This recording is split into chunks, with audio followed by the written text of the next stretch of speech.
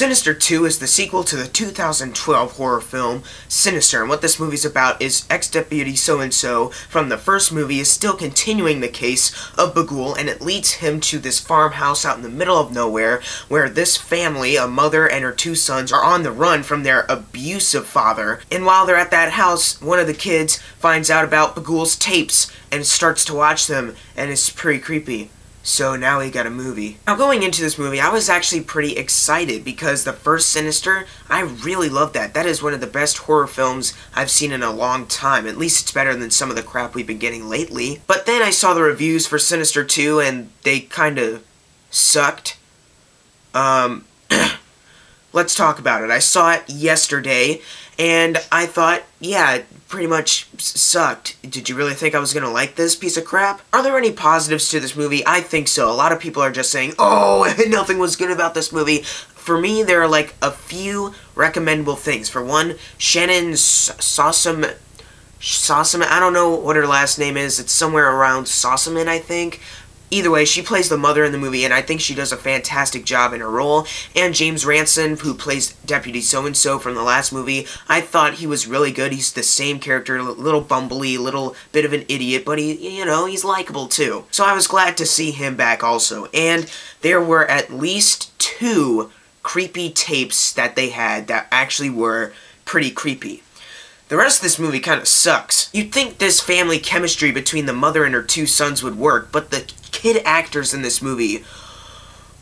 Okay, the kid actors that play the boys, Zach and Dylan, yeah, they're not good, they're terrible, they're not good, just basically, you're being possessed by Bagul, I want to be possessed by Bagul, really, kid?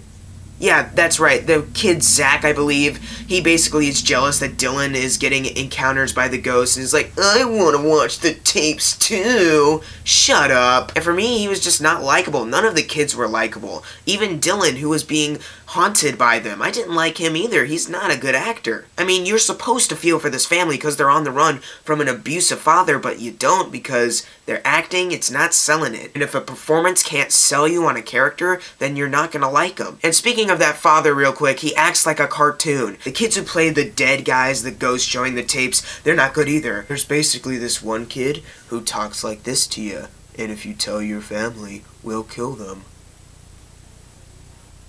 Not good, none of them were good. There's one kid like with a smirk like, this one's mine. And the one creepy thing from the first Sinister movie, Bagul, not scary anymore. Like, he was jump scared way too much. Like, you're looking at your laptop and then you lean down and oh, he's back there. But then you look at it, oh, he's not there, so you lean down again and Bagul gets closer and he like puts his face right to the laptop and you're like, whoa!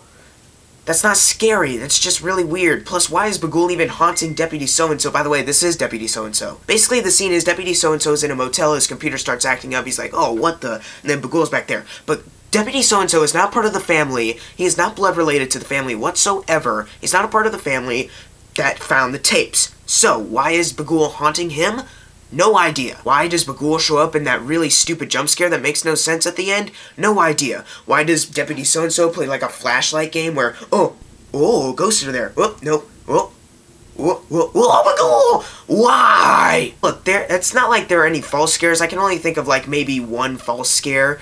But there are so many jump scares, so many loud noises, to the point where I didn't have to go, no, anymore. It was just, huh.